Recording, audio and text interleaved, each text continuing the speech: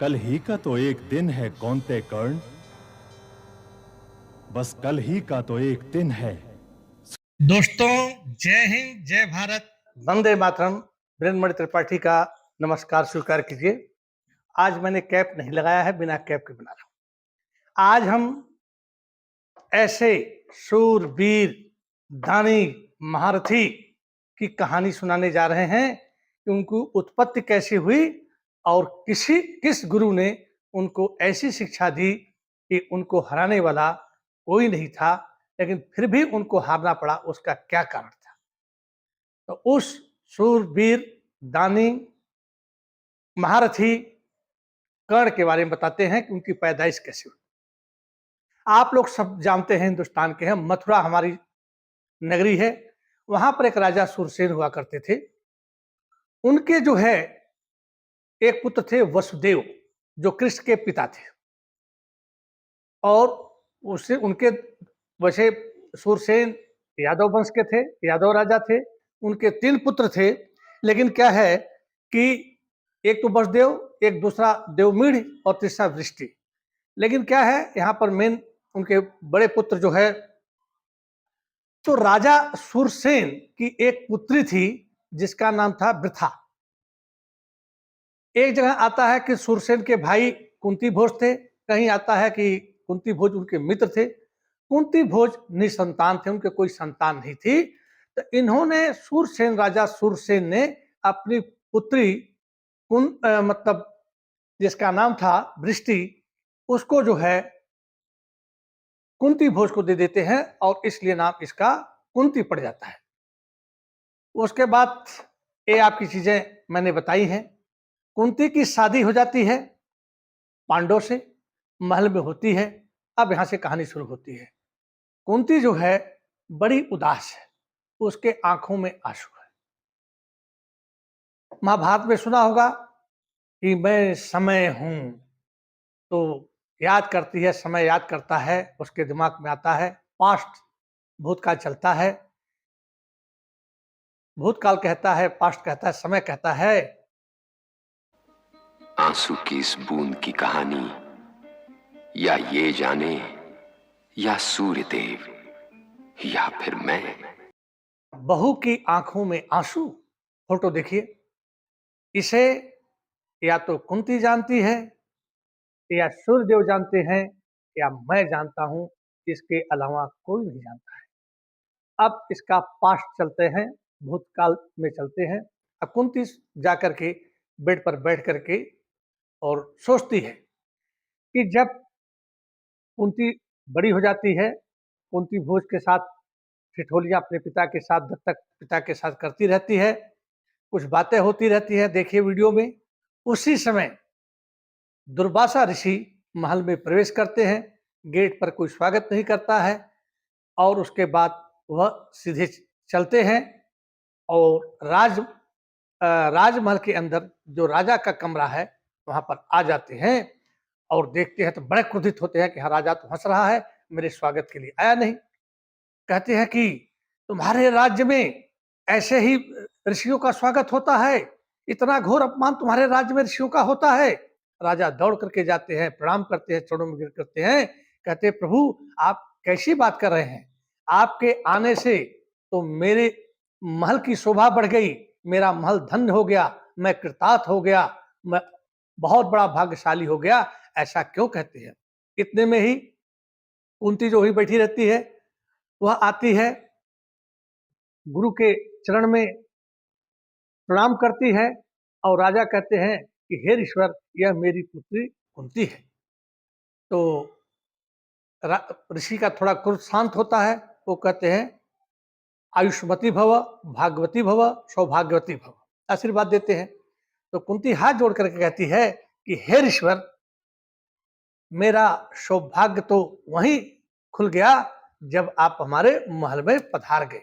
अब इतना कहने के बाद ऋषि का गुस्सा शांत हो जाता है। 2 ही ऋषि बड़े गुस्सैल थे दोस्तों, ये तो दुर्वासा ऋषि या भृगु ऋषि।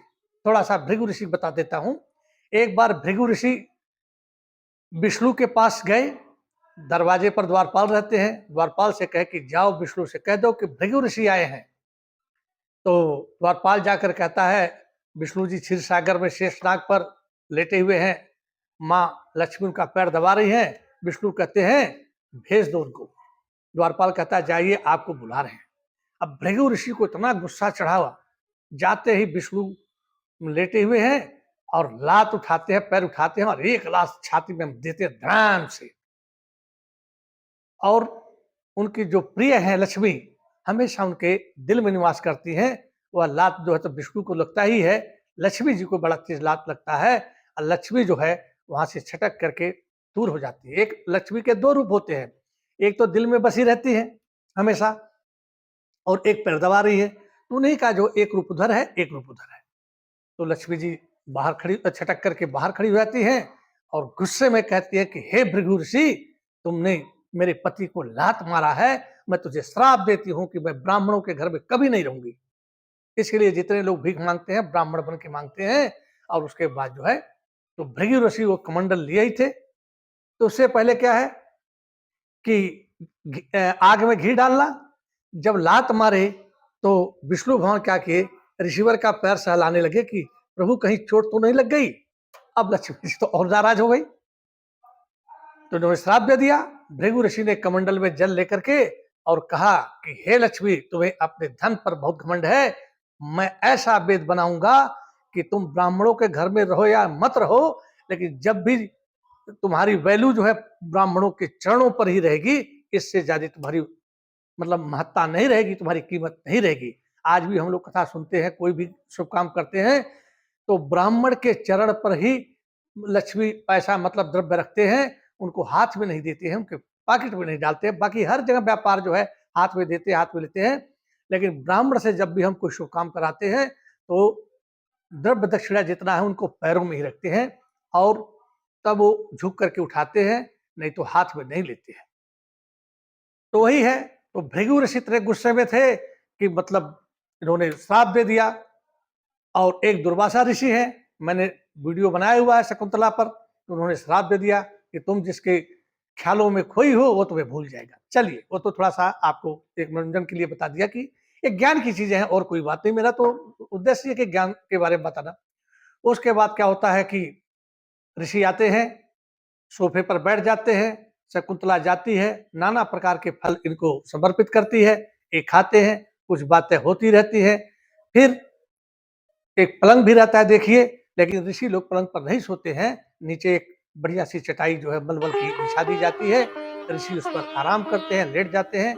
और कुंती जो है एक पंख जो है बड़ा, जो गुरबाणी में आप लोग देखे होंगे कि सरदार लोग अपने गुरु ग्रंथ साहिब जो है मतलब जो पीठ है उनका, उस पर चवर डोलाते रहते हैं, उनको हवा करती रहती है। कुछ देर सोने के बाद दुर्वासा ऋषि की आंख खुलती है, कहते हैं बेटी मैं तुमसे बहुत प्रसन्न हुआ, कोई वर मांगो।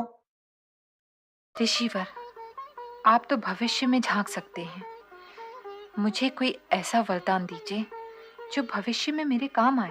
तो कुंती कहती है कि हे ऋषिवर, आप तो भूत ऋषिवर, आप तो भविष्य में झांक सकते हैं, मुझे कोई ऐसा वरदान दीजिए जो भविष्य में मेरे काम आए। वर्तमान भविष्य तीनों जानते हैं, तो मुझे ऐसा कोई वर दीजिए जो मेरे भविष्य में काम आए। ये आंख बंद कर करके ध्यान करते हैं। उसके बाद जो है इसको एक मंत्र का ओम उच्चारण है देखिए, फिर कान में कहते हैं, वीडियो देखिए और कान में यह मंत्र दे देते हैं।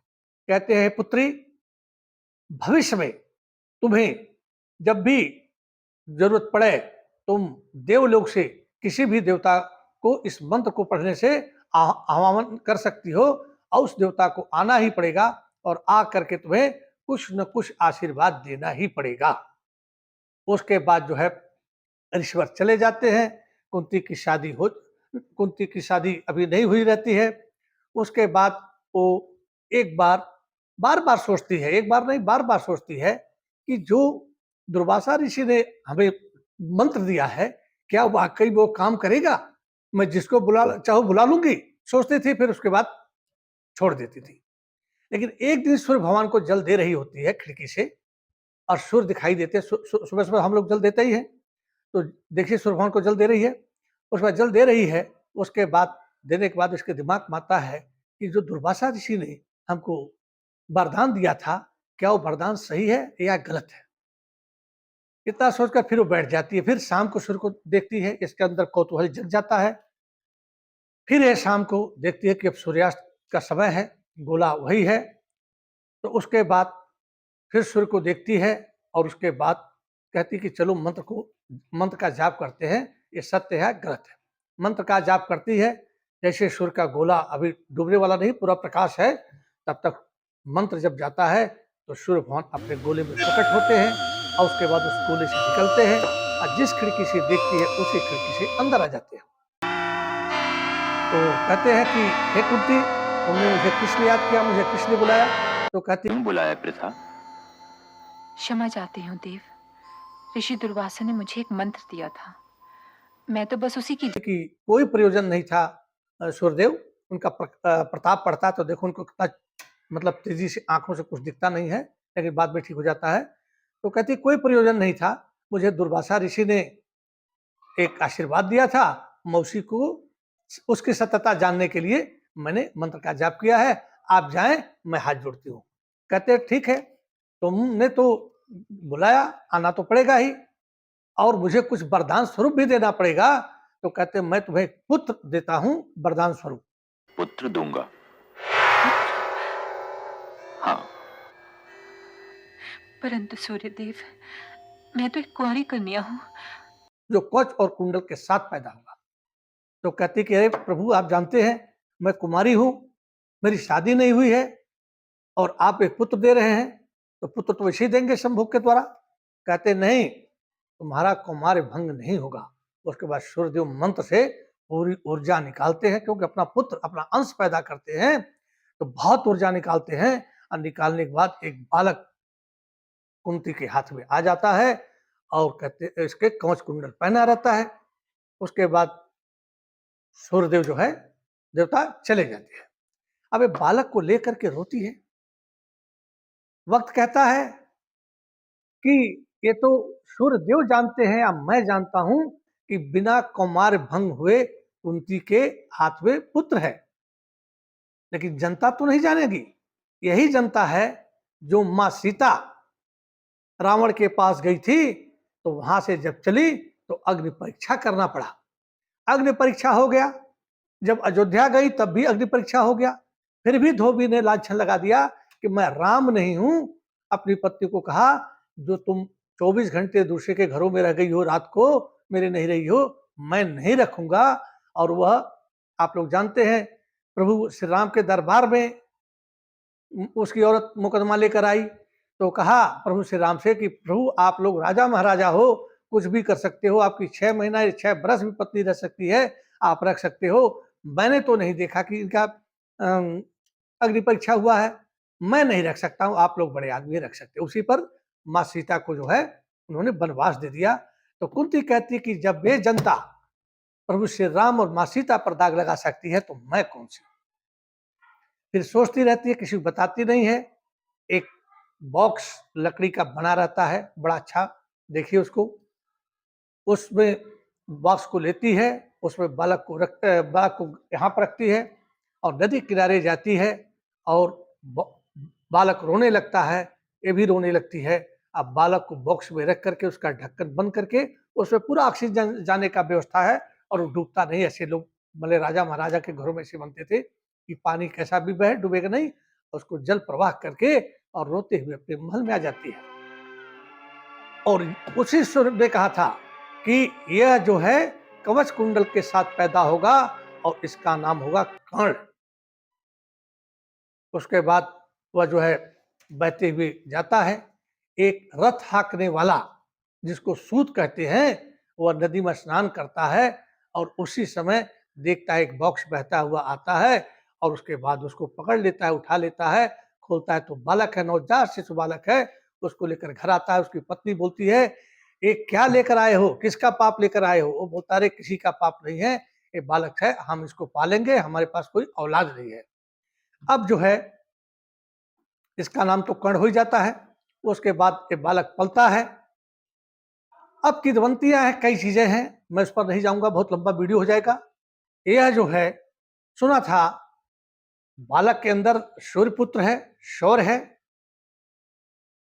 तो किसके पास जाए सीखने के लिए? वो एक परशुराम थे। परशुराम जो है 3 लोगों के गुरु थे।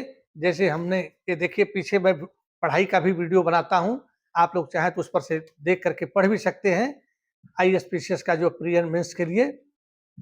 तो अब जो है तीन को ही शिष्य बनाया था उन्होंने, और परशुराम का एक नियम था कि मैं केवल ब्राह्मणों को शिक्षा दूंगा, और भीष्म पितामह एक क्षत्रिय थे, उनको शिक्षा दिए थे, नहीं तो किसी जाति के दूसरे को शिक्षा नहीं देते थे।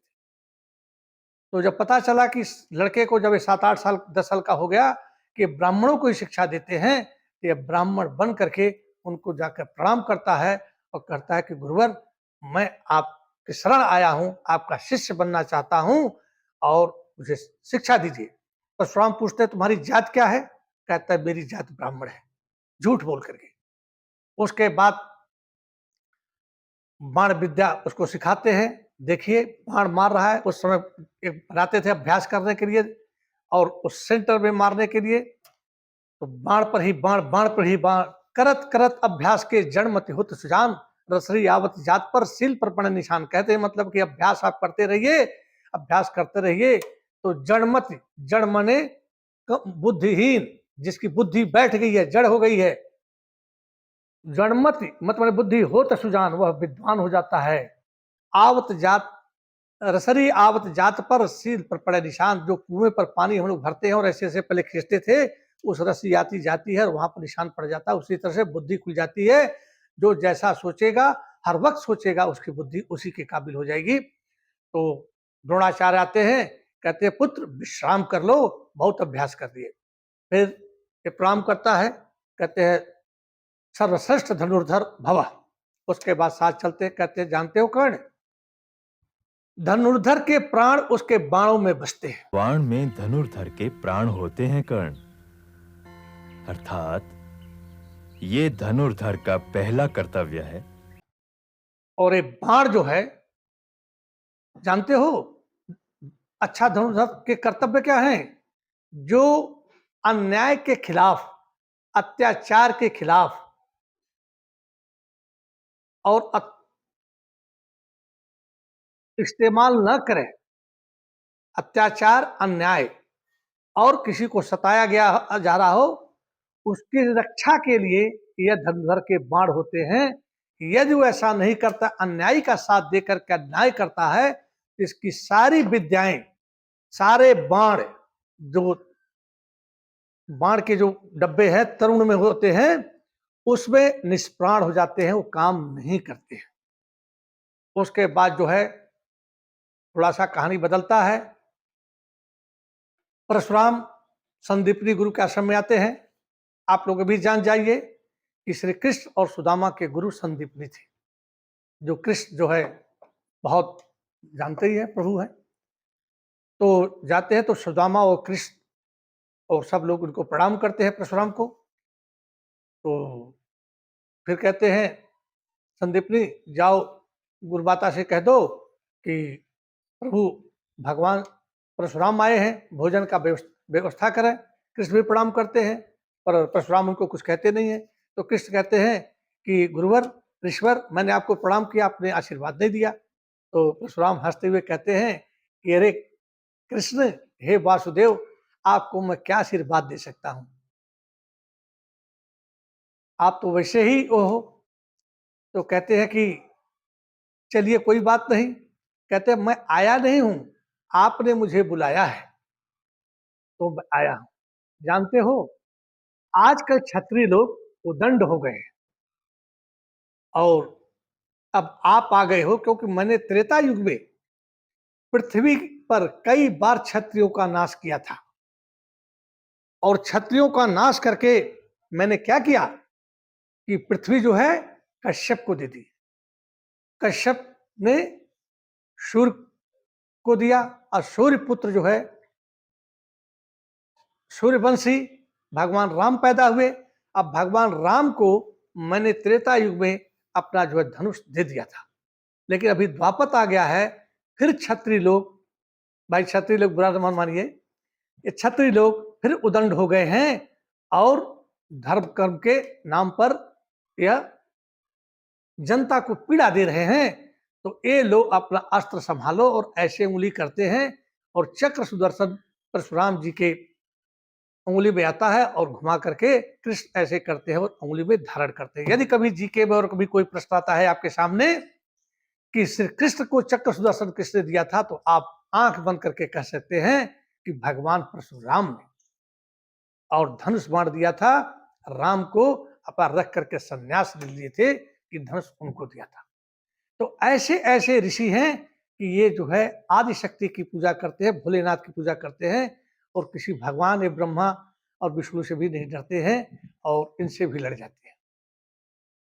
उसके बाद हो जाता है, अब जो है कर्ण बाण सीखता रहता है और एक कभी ऐसी आएगी तो उसका भी मैं आपको वीडियो दिखाऊंगा कि कौन कौन से अस्त्र और शस्त्र परशुराम ने कर्ण को दिया। ब्रह्मास्त्र भी दिया, पशुपति भी दिया, सारे अस्त्रों से परिपूर्ण कर दिया। एक शिलाखंड पर ले जाते हैं और आह्वान करते हैं मंत्रों का और सब कर्ण के शरीर में प्रवेश करता चला जाता है। वीडियो लंबा हो रहा है इसलिए अब छोटा करता हूं। एक जगह पर कर्ण बैठा है, उनके गोद में परशुराम अपना सर रखे हैं, मंद मंद हवा चल रही है, भगवान परशुराम सो रहे हैं।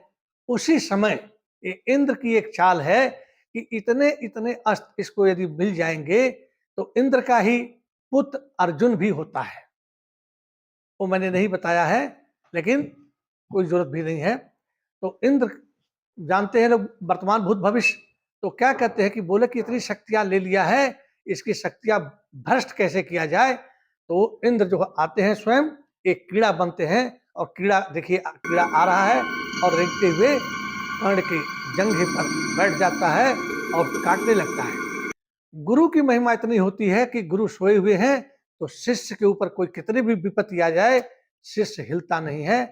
कर्ण को काटता रहा, खून बहता रहा, दर्द होता रहा, दांत मिसता रहा, लेकिन अपने जांग को हिलाया नहीं और न अपने हाथ से उस कीड़े को मारा, भगाया। कुछ देर के बाद वहां से खून बहता है और खून बहते हुए गुरु के कंधे के पास चला जाता है और जब उसकी गर्मी लगती है, क्योंकि तो वृक्ष में शीतल में सोए हुए हैं, जब गर्मी आती तो आंख खुल जाता है और देखते हैं खून ही खून है, उसके कपड़े पर खून होते हैं। तो कहते कि अरे ये क्या हो गया। बोला एक कीड़ा काट रहा था गुरुजी। बोला तुम उसकी हत्या कर सकते थे, इनको भगा सकते थे। बोला गुरुवर हत्या तो कर सकता था लेकिन आपकी निद्रा में विश्राम में वो खलल पड़ता इसलिए मैंने नहीं किया। इतने में ही परशुराम खड़े हो जाते हैं, कर्ण भी खड़ा हो जाता है। कहते हैं ये तुम ब्राह्मण नहीं हो सकते। कौन हो तुम? क्योंकि ब्राह्मणों में ये सहन शक्ति हो ही नहीं सकती। तुम क्षत्रिय हो। सहन शक्ति नहीं हो सकती है कि शरीर में कीड़ा काट रहा हो और काटने दो और उसको भगाए नहीं। तुम क्षत्रिय हो, सत्य सत्य बताओ कि तुम कौन। और उसके बाद कहते हे कर्ण मैं तुझे श्राप देता हूं, तुमने जितनी भी विद्या कि जब तुम्हें मुझसे प्राप्त की हुई शिक्षा की सर्वाधिक आवश्यकता होगी तब ये विद्या तुम्हारे किसी काम नहीं आएगी। सीखी है और निष्प्राण हो जाएंगी। और मेरी जो विद्या जो तुम और भी जानते हो, जो सबसे खास विद्या है, जो बड़ी महत्वपूर्ण विद्या है, कुछ विद्याएं तो मेरी तुम्हारे साथ रहेंगी, तुम धनुर्धर कहलाओगे, लेकिन जब तुम्हें एक खास विद्या की जरूरत पड़ेगी उस समय तुम विद्या का आह्वान करना भूल जाओगे। मैं तुम्हें श्राप देता हूं। यह श्राप दे करके ही परशुराम भगवान चल देते हैं। कर्ण अवाक रह जाता है कि पा करके भी मैंने गंवा दिया, एक शिष्य का धर्म निभाते हुए गंवा दिया। आप सोचिए, सूरवीर दानवीर महारथी कर्ण, ऐसे नाम नहीं पड़ा। तो गुरु गोविंद दो खड़े काके लागू पाए, बलिहारी गुरु आपने गोविंद दियो बताए। तो गुरु ही महान होता है, भगवान भी नहीं महान होता है। उसके बाद महाभारत का युद्ध जब छिड़ता है और उसने कहा था कि मैं अर्जुन की हत्या करूंगा, बाकी किसी पांडव की नहीं करूंगा। तो उस समय रात को स्वप्न देखता है कहता गुरुदेव, गुरुजी स्वप्न में एक दिन के लिए अपने शाप से मुक्त कर दीजिए, एक दिन के लिए। आते हैं, कहता है गुरुदेव मुझे एक दिन के लिए उस श्राप से मुक्त कर दीजिए, एक दिन के लिए मुक्त कर दीजिए गुरुदेव, एक दिन के लिए मुक्त कर दीजिए। गुरु कहते हैं कल का ही तो एक दिन है कर्ण, कल का ही तो एक दिन है कर्ण। नहीं नहीं नहीं, एक ही दिन के लिए तो मैंने तुमको श्राप दिया था, क्योंकि लोग ऋषि लोग वर्तमान भूत भविष्य सब जानते हैं। कहे एक ही दिन के लिए तो कर्ण मैंने श्राप दिया था, एक ही दिन के लिए मैंने तुम्हें श्राप दिया था। मतलब कई बार कहते हैं, कहते हैं देखो कौनते, तुम वासुदेव के रहते यदि युद्ध जीत भी लेते हो तब भी तुम भिखारी बन जाओगे। तुमने जो दुर्योधन का, जो अंगराज दुर्योधन ने तुम्हें राजा बनाया था, उसका कर्ज तो तुमने उसी दिन उतार दिया जिस दिन अभिमन्यु की हत्या में तुमने भाग लिया। तुम उसके कर्जदार नहीं हो, और ये श्राप भी उसी दिन के लिए मैंने दिया था, एक दिन के लिए दिया था। कल ही का तो एक दिन है कौनते कर्ण, बस कल ही का तो एक दिन है। और